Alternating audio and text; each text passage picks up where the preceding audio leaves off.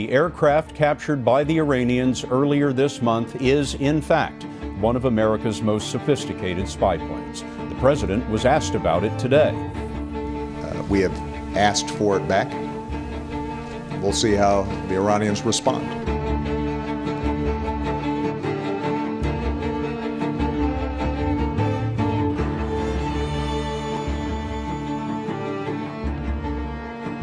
Hello everyone, this is Dan Dix from Press for Truth here with another weekly video report. As tensions are increasing in the Middle East and war drums are beating louder surrounding Iran, the propaganda wing of the global elite, the mainstream media, along with leaders in the West, are currently doing everything they can to convince you that Iran poses a threat. In fact, Stephen Harper has recently stated, "Be under no illusion. Iran is a very serious threat to international peace and security. In my judgment, it is the world's most serious threat to international peace and security."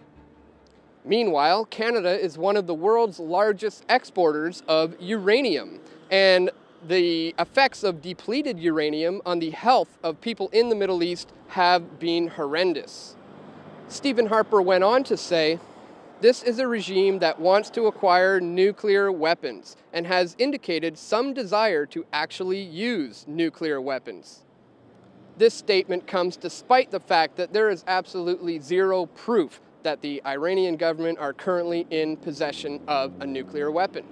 In order to have a clear understanding of what is taking place today in Iran, we need to look back and understand the history of the Americans and England's relations with Iran. Iran, 1953. The CIA mounted its first major covert operation to overthrow a foreign government.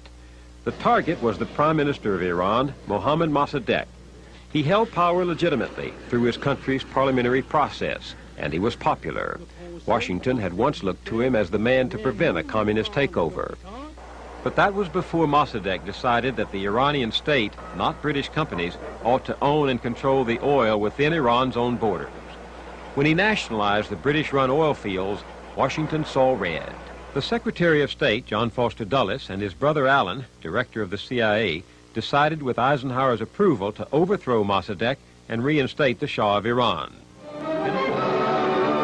Crown Prince Abdullah greets the Shah as he lands at Baghdad airport after a 7-hour flight from Rome. The King of Kings was back in control and more pliable than Mossadegh. American oil companies took over almost half of Iran's production. U.S. arms merchants moved in with $18 billion of weapons sales over the next 20 years. But the weapons and flattery heaped by America on the Shah blinded us to the growing opposition of his own people. They rose up in 1979 against him.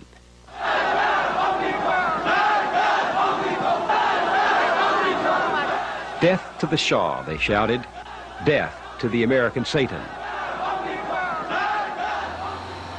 Let's not forget that the U.S. funded both sides of the Iraq-Iran war, and let it be known that Iran has never invaded or attacked anyone in the past 100 years.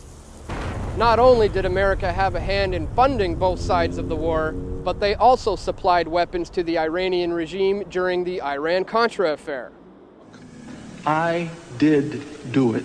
I am not, as I said in my statement, at all ashamed of any of the things that I did. I was given a mission, and I tried to carry it out. The Iran-Contra hearings, convened in May 1987 by a special joint committee of the United States Congress to investigate the sale of U.S. weapons to Iran and the illegal diversion of money to the Contras. All our enemies knew it, and you wanted to conceal it from the United States Congress. We wanted to be able to deny a covert operation. You see, the global elite want a complete and total takeover of the Middle East. Just look at the amount of regime changes we've seen in just the past 10 years. So the fear-mongering about Iran having a nuclear weapon is an excuse to go in and implement a regime change. Just look at what happened with Iraq nearly 9 years ago. Remember when we were told that Saddam Hussein was in possession of weapons of mass destruction? Well, we all soon found out that that was entirely untrue, yet the Iraqi regime had already been completely toppled. The Iraqi regime possesses biological, and chemical weapons. Weapons of mass destruction. Weapons of mass destruction. We cannot wait for the final proof, the smoking gun that could come in the form of a mushroom cloud. And we believe he has, in fact, reconstituted nuclear weapons. But on the specific issue of weapons of mass destruction, it's going to take time. I believe that we will find the truth, and the truth is he was developing a program for weapons of mass destruction. The main reason we went into Iraq at the time was we thought he had weapons of mass destruction. It turns out he didn't, but he had the capacity to make weapons of mass destruction. But I also talked about the human suffering in Iraq.